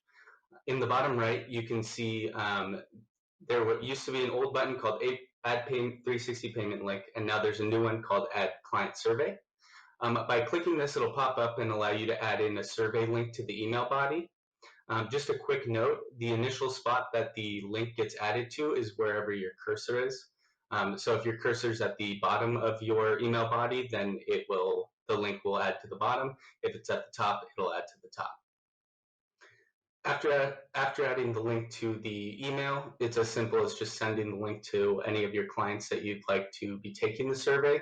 However, a quick note, only one of the people you send it to can take the survey. So once someone has taken the survey, it becomes finished. Okay, great. And with this functionality that we've developed, could you maybe share with us that what additional functionality might we see in the next 6 months? Maybe some required or mandatory fields that the client has to complete to ensure that the survey is completed. And also, once the link has been posted inside the email body, are we able to move it to another location? Yeah, sure. Those are all good questions. So for our future enhancements, we have a couple items on our list. Currently, you can only configure one survey to be sent out. However, in the future, we'd like you to have the ability to add as many surveys as you'd like, and then be able to select that on the email page where you send out the link. We also, like I was saying, only currently have two fields, the radio and the text field, which we'll see in a couple slides. But eventually we would like to have different fields that other people might find useful. And currently everything is mandatory and required. So every question you're asking here does have to have something filled out. However, in the future, it might be useful to have optional questions. So that's another enhancement. And then as for the link, once the link is in the email body, you can actually take that and copy and paste it into any part of the email body. So really, it's just you initially add the link to the email body, then you can move it wherever you want. Great, thank you. So on this page, here's what your client will see when they click on the link. You'll see there's our radio 1 to 5 question. How did we do? I answered 5. And then what could we have done better? Nothing. And then they'll simply save the survey. You could have as many questions here as you'd like, or as little questions as you'd like. And so this is kind of what the client will see. Once they click the Save Survey, it'll say this survey has been completed successfully, and anytime they further click on the link, it'll just say it's already been completed. So here's what you'll see by looking at the survey on a job. On the bottom tab near where the IntelliSign tab is, you'll see a Client Survey tab now. And by clicking on that, you can see when they responded, if they responded, and you can actually download the survey. When you download the survey, this is actually what you will see. You'll notice that there's a green banner that says the survey's been responded to. However, if the survey didn't get responded to yet, that would be yellow and none of the answers would be filled in. And it would say the survey has not been responded to. So. Okay, great. And just before we move on to our next topic, is there a report that will allow us to see all the surveys that have been completed over a certain period or by a client? Yeah, that's actually a great question. Under reports and then general, there's going to be one at the very bottom of the list called survey report. And actually using this, you can use, like you were saying, a date filter or a client name filter, and you can search any of the surveys that have been sent across all of your jobs. So. Okay, fantastic. Really appreciate it. This next topic is one of my favorite developments, as I'm sure it's been many of yours. It's our beloved e-signature platform, IntelliSign. With compliance and processes still being at the very heart of what we do, I think it was a natural step with our forward-thinking team to build a fully integrated e-signature platform for our clients to benefit from. No more need for a third-party application, although we still support it. And in addition, with it being in-house, you'll benefit from continued development and the high level of support that's already been offered. Really a no-brainer for anyone on the verge. And obviously, as Andrew mentioned with the raffle, we'll have a couple of lucky winners who get this wonderful functionality for 12 months for 10 users. So Brock, could I kindly ask you to give us all a bit of an overview of what IntelliSign is and how it works? Yeah, sure. So with IntelliSign, you actually have the ability to customize any of your templates using some of our IntelliSign shortcodes that we've made to capture signatures. You'll be able to send out those templates from a job, and you'll be able to send that up to 3 recipients to sign. You can use the IntelliSign tab on the job page, which is next to the email tab, next to the survey tab, which will allow you to see all the statuses of all the documents sent on a specific job. And you'll also have access to the IntelliSign report, which allows you to search across multiple jobs for IntelliSign documents, so you don't necessarily have to just go to a specific job to find the document you're looking for. And you'll also get notifications in system and email notifications when documents are either sent, signed, or viewed by your client. Great.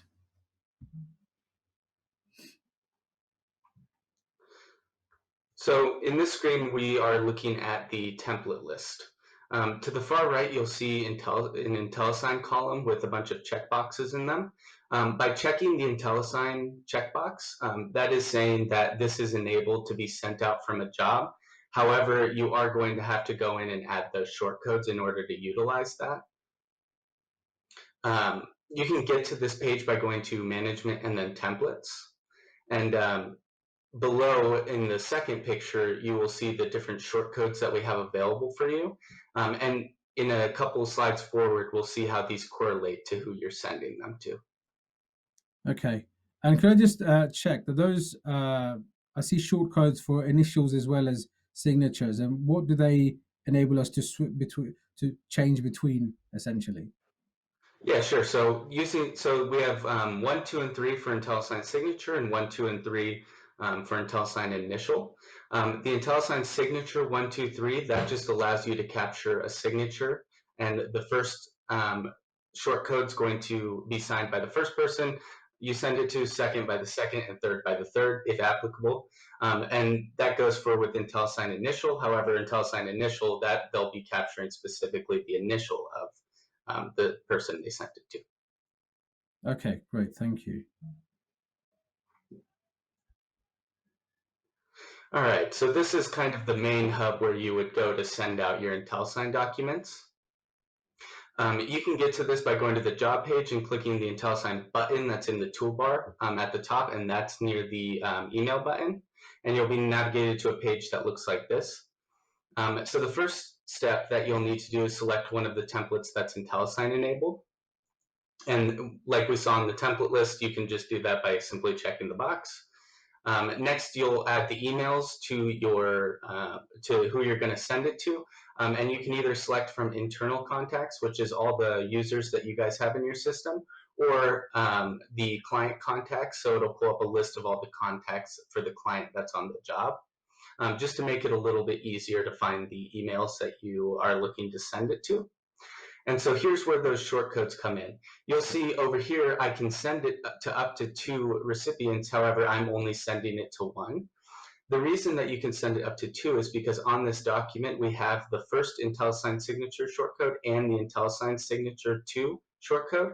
So that enables it to be sent up to 2 people. If I only send it to 1, it'll only require the person to sign the first IntelliSign, and then it'll be done. So that's kind of how the IntelliSign shortcodes correlate with the emails that you put. After that, you'll enter anything in the email body and subject that you find useful. And then there's a few additional options that we've added. So using our Payment 360 integration, you can add a payment link to take a payment from any specific person you're signing or sending the document to. So if you're sending it to 2 people, when you click the Add Payment 360 link, you'll actually select which contact is going to be the one that's going to pay it, and only them will get the link. So yeah. You can also set a time and date that this document expires. So if you send it and you want it to expire, let's say at 2 p.m., if the person who's signing it clicks at any time after 2 p.m., it'll show that the document has expired and not allow them to sign it. You can also use the checkbox to expire all of the other versions of this specific template that you're sending out. So let's say you sent out one version and the client emails you back and finds a problem. You can just click that expire all other documents, and it'll expire that those other documents that you've sent. So, and you can also choose to switch the job to active once it's signed. If the job's already active, it'll just stay as active, and if it's invoiced, it'll stay as invoiced. But let's say it's quote only or tentative. Once everyone has signed the document, it'll switch that job to active. Great. So here's what your client will see when they click the link in their email. It's going to pop up with a screen that has your template inside of it, and you'll see the little gray box that says sign here. If you had sent it to 2 people, it would say still just 1 sign here, and then once they signed it, the email would get sent to the next person in the sequence, and they would have a sign here on the signature 2 spot. You'll see two buttons in the bottom left, the create signature and the create initial. They can either manually click that and create the signature, or if they click on the sign here, it'll instantly alert them to that they need to create a signature or an initial, depending on what type of field it is.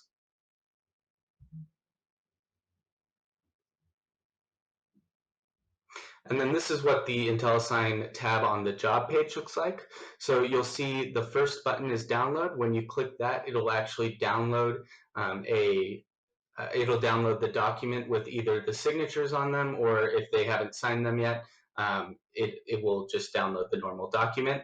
The expire button, you can choose to expire the document after it's already been sent through here, and it'll expire as soon as you click that.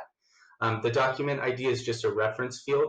You will be getting email notifications and bell notifications if you send them out. if the customer views them or if the customer signs them. And that document ID you can use to it'll show in the notification so you can correlate it to which document in the system it was sent from. The status you'll see here is started and pending, but there is also an option that is, or started is the option for if they click on the link but they don't actually sign it or do anything, they close out, it'll say started. Pending means it's just waiting. It's either being signed by someone, they haven't looked at it yet, and it's just sitting in their email. So yeah, those are the couple statuses, and you can see sent by, who's currently signing. So if you had sent it to 3 people, it might say the first person right now, but if the first person signs it, then that currently signing will be the second person, and so on and so forth. A send date, and then what day it expires. So. Great. Thank you very much, Brock. I really appreciate that overview. And yeah, like I mentioned initially, it's one of those functionalities that I've seen in the system that I absolutely rave about constantly, because I think it's such a brilliant piece of development. So before we move on to the next subject, and it's another fantastically named functionality. And whilst we might not be the most creative bunch, we do strive to really provide a comprehensive platform, taking feedback from all of our customers. And I'd now like to ask Nick to speak to us about another Intelli functionality, namely IntelliTime. But before I hand over to Nick, I'd like to share some really interesting facts with you guys. And did you know that a massive 87% of high-performing companies use time management and/or project management software? So we can see that it's really, really critical. And whilst we won't always charge for our internal pre-production time, I can promise you that the insight it provides is astonishing. I personally time track every day, and I can proudly say that I spent about 24 minutes and 56 seconds yesterday playing a bit of Call of Duty. So that's it. And over to you, Nick, to give us an overview about IntelliTime. Thank you.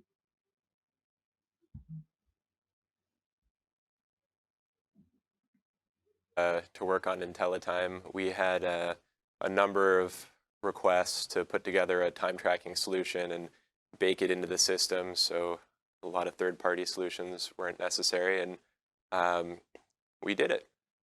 So ultimately, IntelliTime allows users to clock in and clock out. You can reference a job and add notes, and ultimately there's a report that summarizes. When you're adding a clock in, there's a pop-up window that looks something like this. You can select the direction for clock in, either in or out of the system, apply a job number if it's relevant, or put any relevant notes. We also have a code field, and the code field's really cool. It ties back to the user and resource level. Users and resources have a unique code, so anyone without necessarily login access to the system is able to use their code and clock in or out, which is a pretty cool feature. That ultimately, these clock-ins can be viewed via the time clock report. And the time clock report allows us to view all of the clock ins and outs by user. If we could go to the next slide here, that'd be great. It nests the individual, yeah, here we go. So as you can see here, it nests the user's clock ins by system user or resource. So we can see we have Dana Smith and a bunch of clock ins and clock outs. The notes that they entered when they clocked in are visible, along with the jobs and the type of action clocking in, clocking out, and cumulative hours based on the dates that are selected for this report. You can also filter down to an individual user if necessary, and it's a pretty useful tool. No, great. And I presume there's some security around this. If I had clocked some time that I then wanted to change as a normal user? Yes.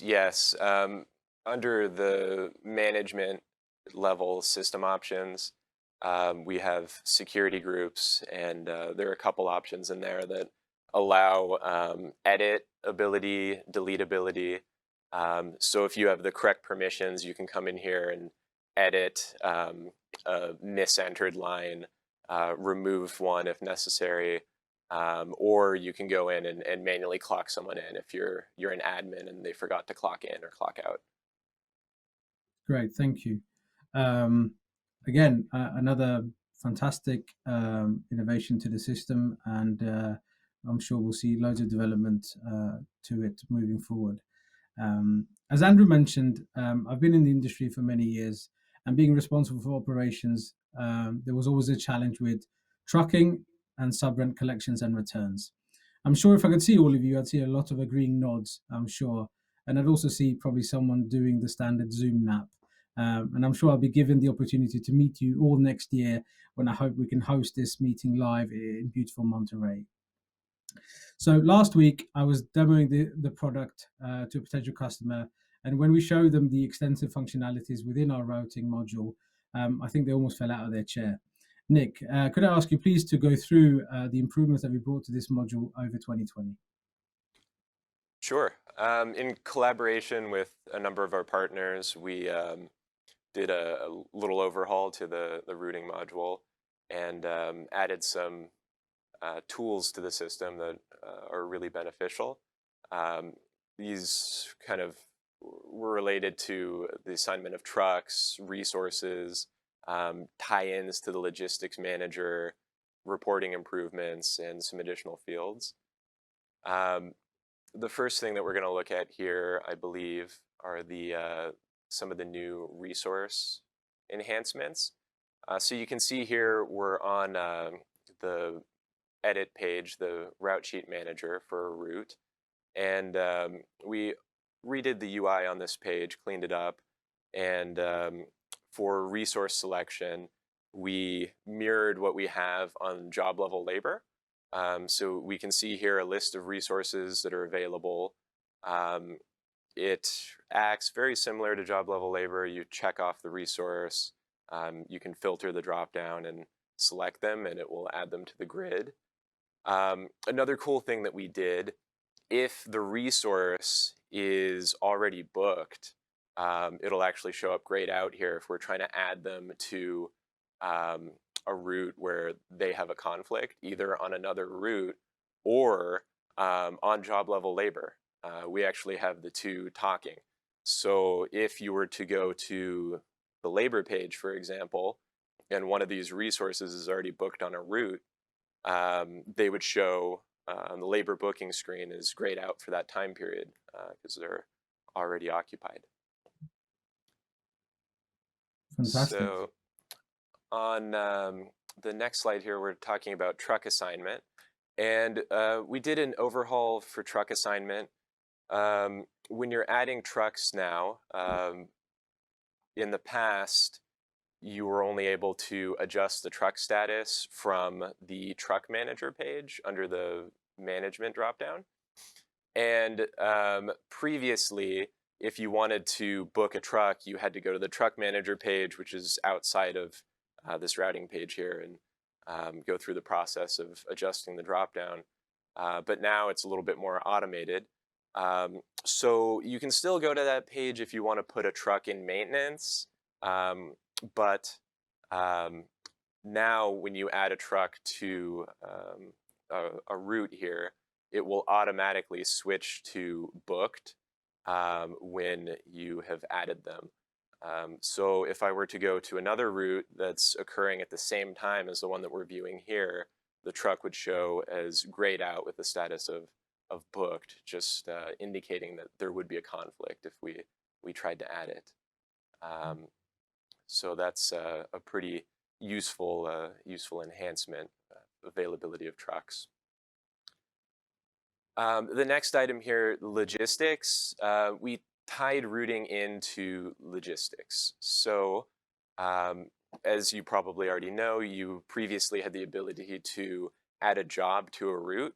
Well, now you can get much more granular and you can add a specific logistics plan from that job to a specific route. So you can kind of pick apart your job logistics and put them on different routes if you want. What we can see here, there's a new column that says route. We have a plus icon. If you hit that, you have the ability to add to an existing route, add to a new route, and it will add that specific logistics plan, be it from a job or from a transfer or a purchase order even, to the route that you've selected. And once it has been added, a different icon appears along with some of the route information, the route name, and vehicles and drivers that have been assigned. And that new icon is also a hyperlink directly to the route editor.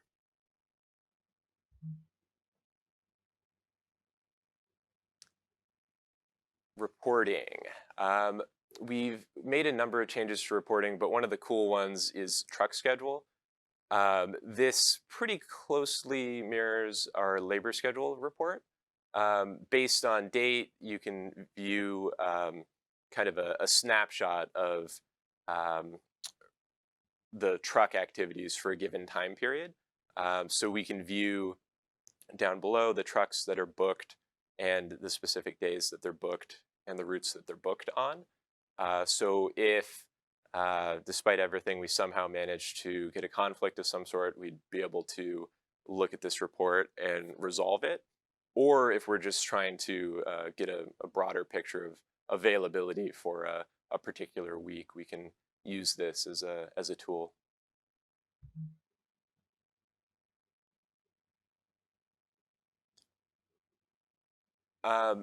On the route sheet manager, this circles back to that first page we viewed where we were booking resources and trucks. This is on the left-hand side of that page. And we added end time and we added return warehouse. So these are new fields that weren't previously available. One of the cool things about end time is we actually have some validations tied to it. So for example, if you tried to add a stop to this route that was after the route's end time, it would pop up and just let you know that, this is after the route is supposed to end, and you would have an option to correct that. And that validation is available from the ads on this page and from the logistics manager page as well. Okay, great. Nick, I can see a button for add a manual stop. Could you just share with us what this button does and what flexibility it offers us? Sure. You could use this button if, for example, you wanted to add a stop that's in between job-related stops, maybe for lunch or for a miscellaneous pickup that's not necessarily associated with a job directly or a purchase order or whatever. It just allows for a little bit of flexibility and manual override for stops. Great. Thank you, Nick. Really appreciate the overview that you provided. And yeah, it's been really beneficial. So whilst I'm sure we can all agree that we'd really like to see the back of 2020, there have been some interesting predictions in the past of what tech will be available in 2020. In the movie Mission to Mars that was released in the year 2000, 2020 was the year the human race had developed technology that allowed us to travel to Mars. In the 2011 movie Real Steel, boxes had been replaced by robots in the automation surge that was happening at the time. Whilst humans are not going to Mars or being replaced by robots, the IntelliEvent team are keeping up with the time. API is an acronym that is constantly being thrown around, and it stands for Application Programming Interface, and it's a standard for accessing web-based software applications. Our API is at the very forefront of development, and I'd like to ask the only man whose beard I'm jealous of to give us an overview of what that development has enabled us to do with opportunity integration. Ladies and gentlemen, the only Mr. Yapper. Thank you very much, Ali.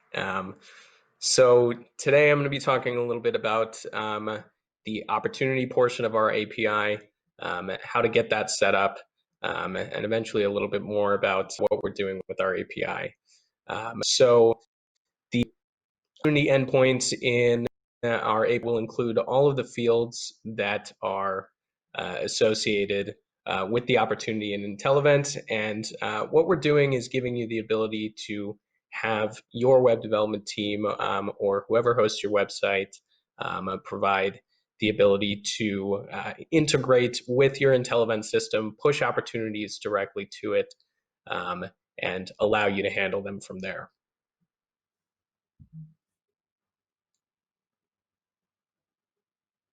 If we can move to the next slide here, great. So within the dashboard in IntelliEvent, you'll be able to see the opportunities that have come in with the information that's been provided from the client. And from here, you'll be able to either associate the opportunity with an existing client or create a new client from it. Now, this isn't the only place that you'll be able to see this. We also have some notification options that allow an email to be sent to you when a new opportunity has come in. Okay, great. Kusal, are you able to share an overview of what development we can expect in the first half of 2021 regarding the API functionality? Yeah, absolutely. So we currently had started with the CRM area, this opportunity, tasks, notes, clients, and contacts. But we are rapidly expanding that area. We've recently added some API capabilities concerning the email integrations that we've done with both Gmail and Office 365. We plan to expand API development towards a majority of the system. We just built our assembly module around that, and we'll be opening up more parts of the system for you to be able to leverage those with third-party tools and tools of your own creation. Thank you. Yeah, I know obviously we discuss it on our weekly meetings, but I know the entire IntelliEvent team and everyone here today is eagerly looking forward to those added development features. So good to know what's on the roadmap. And this brings us to the last topic of for this development highlight. At its original core, IntelliEvent has always been an inventory management system. Whilst we continue to excel and develop that side of the business, and as you've seen today, it's grown into a fully comprehensive platform, we continue to build and add modules. A growing number of event companies are bringing set and staging in-house, which require a slightly different workflow. The assembly module really here comes into its own. Kusal, could you share an overview of this new module for us, please? Yeah, absolutely. So this is a module that will be part of our general release in January and is currently going through some client QA. I'd like to give a shout out to Carl at Show Distribution for being a great partner working with us on this. Was kind of the impetus behind us, and I think will be really helpful to anyone doing any sort of assembly, manufacturing, maybe on the scenic side, on the drape side, anything like that. So I'll be going over how to create a bill of materials, how to create an assembly order using that, and some cooler functionality around this assembly editor. So what we're seeing here is the product editor, and you'll see that in the settings tab, you'll be able to establish that a product is a part and can be included on a bill of materials. And on the bottom tab, you'll be able to build a bill of materials for a particular product, establishing how much of each part will be included when going to assemble said product. Okay, and can the bill of materials for a product be customized per assembly order? Absolutely. So when a product is added to an assembly order, it will bring in its default bill of materials, but that can always on the assembly order itself. So that can be especially useful to people in a scenic sense, or if you maybe don't have some products available to maybe switch out some parts. Okay, fantastic. All right, so once that bill of materials is established, let's say you are building a sales order for a particular client, and you have some products unavailable that you can assemble. You'll see in the product edit window of the job, you'll be able to click this Add to Assembly button that you'll see at the bottom of that window, and it will pull up this window that you'll see on the right, allowing you to establish how many you want to assemble and whether or not you want to create a new assembly order from it or add it to an existing assembly order.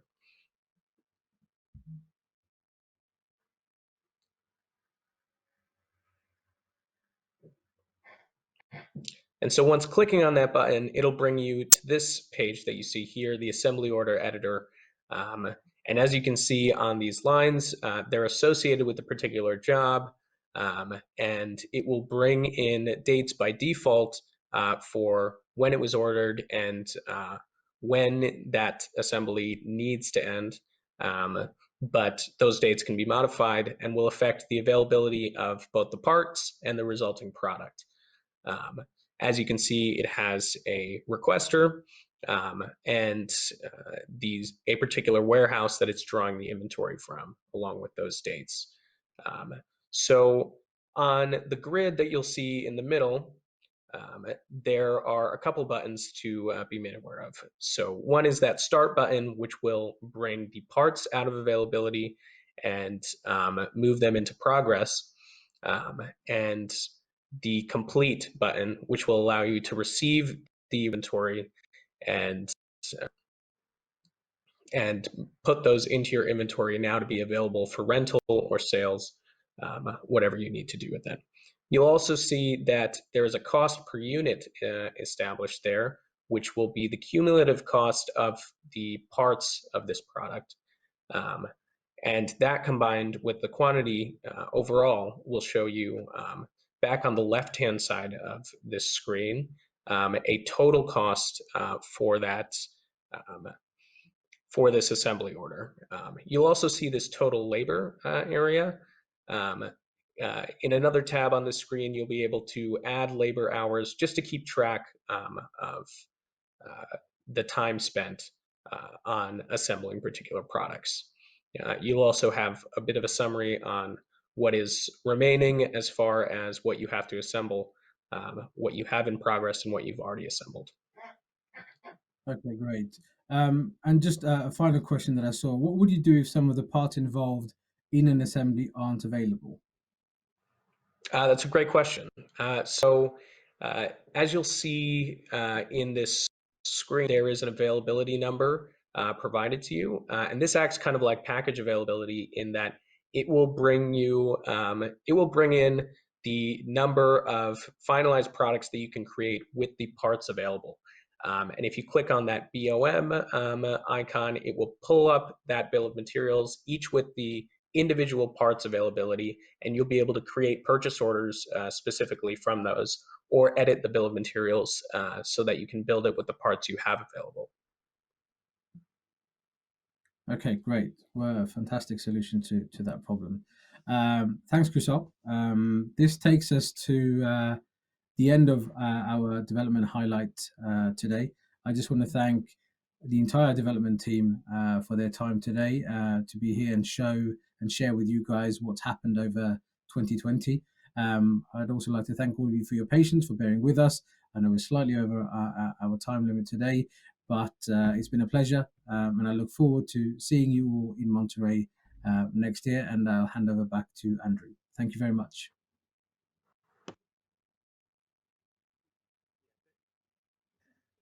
Thanks, Ali. Thanks, Dev team. We are a little bit over, so I'm going to be very quick. I want to obviously thank everyone for coming from all over the place. Neumann Mueller in Germany, TKNL in Montreal, and everywhere in between throughout the world.